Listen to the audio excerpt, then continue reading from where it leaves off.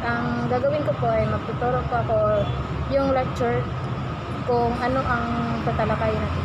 So, pasensya na po ko. Ngayon lang po ako nakapag-submit ng video dahil nga po ako ay nagtatrabaho sa isang fast food chain.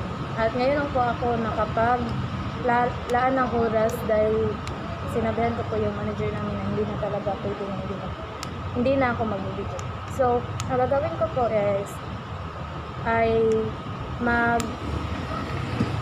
tatalakayin ko po ang proper proseso ng impormasyon para sa komunikasyon.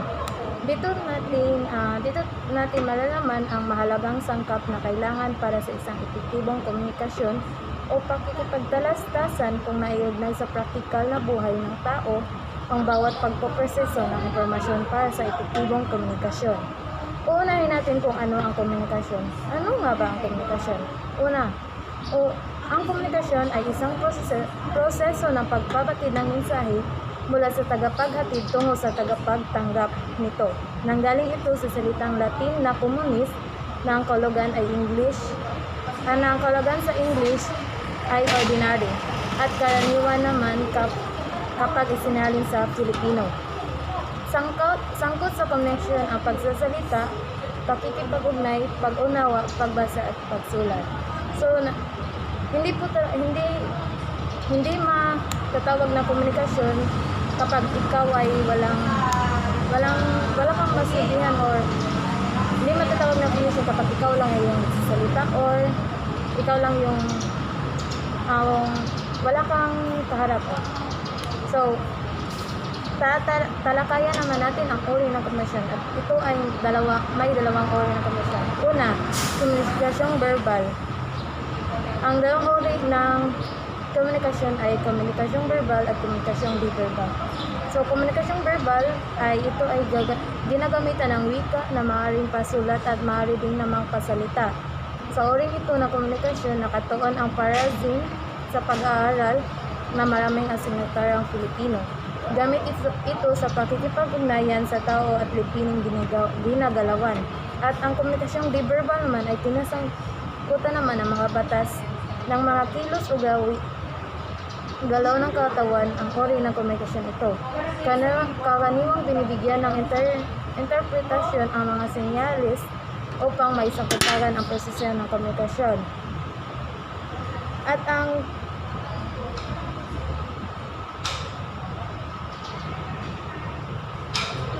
ang anyo naman ng komunikasyon, dito naman tayo sa ano ang mga anyo ng komunikasyon.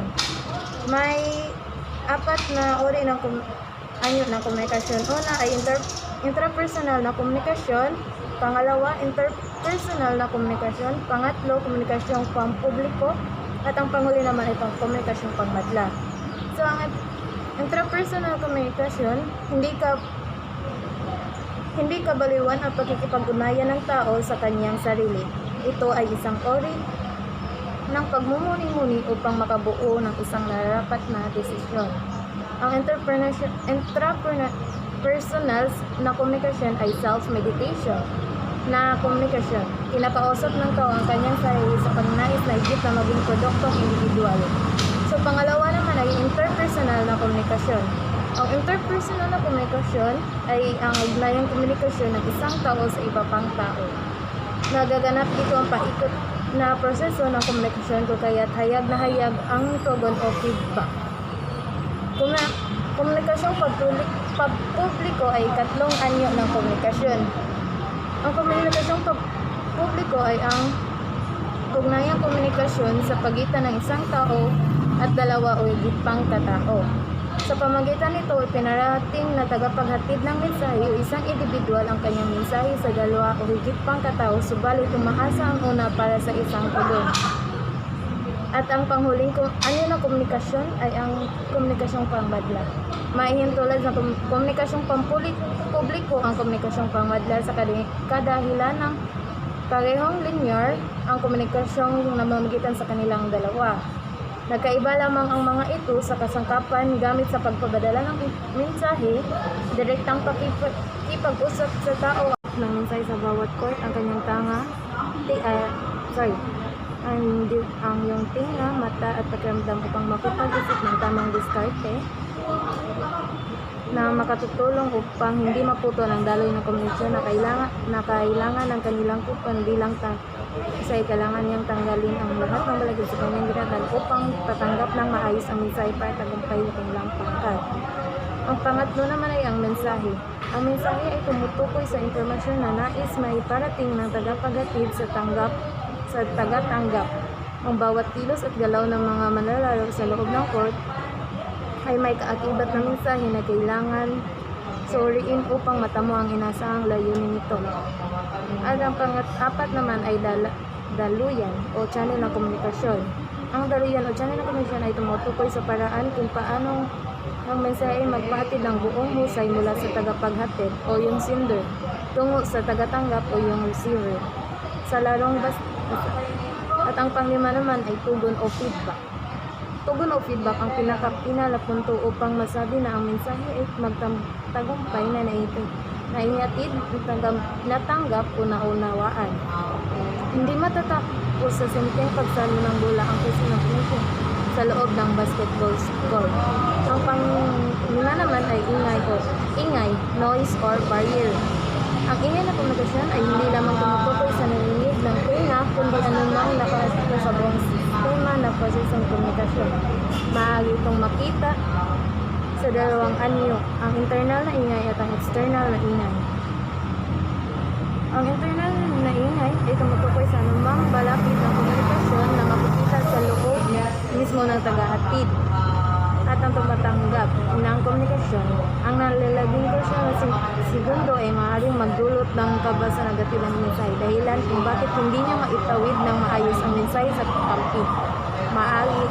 Maaari rin naman na ang taong dapat na tumatanggap o yung receiver ng mensahe ang nakaramdam ng kaba dahilan kung bakit hindi niya makuha ang mensahe na nais ipating sa nagdadala.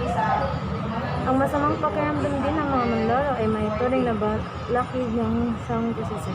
So, ang external ingay naman ay tumutukoy sa maingay na nanggaling sa kapiligiran ng taong naghahatid ng mensahe na maituring na ang mga manlalaro sa kalabang kupon ay pinalaking ingay sa proseso ng komunikasyon sa pagitan ng manlalaro sa isang kupunan. Ang mga ingay na ito ay nakapekto ng malaki sa diskarte ng bawat manlalaro sa mga kupunan kung minsan ay ang bola ay dapat ay tanggap ng kakampi. So, dito naman tayo sa konteksto ng komunikasyon o yung context of communication. So, may 5 konteksto ng komunikasyon. Una, physical, pangalawa, social, pangatlo, cultural, pang-apat, psychological, at ang panglima, historical. Isa-isahin natin ito kung ano nga ba ang mga ito.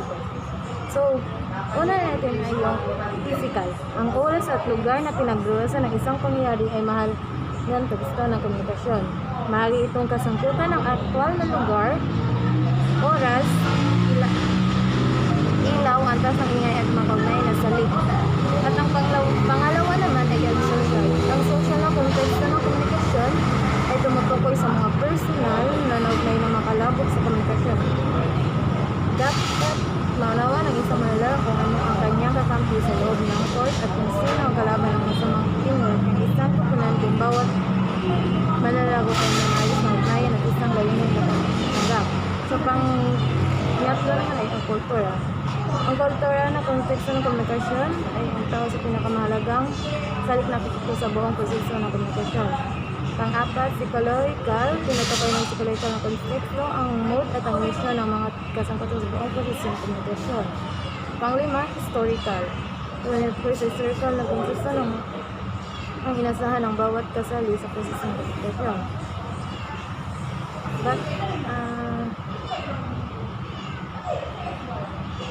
Batay sa mga kaganapang nangyari sa mga nakaraan, kung ang kupunan ay nag-apina pa na ang kupunan tungkol sa manamigit sa kalahati. So, ang mga kategorya ng sanggunian, primaryang dalos, secondary dalos, at texturing dalos. So, ayun lamang po ang aking tatalakayin dahil malapit na po akong babalik sa aking ito. Yan po, pasensya na po at kung medyo late na po ako kasi kada lang may trabaho po ako. Nasa inyo na lang po to kung inyo consider mo po ako or hindi na. So, again po, maraming salamat at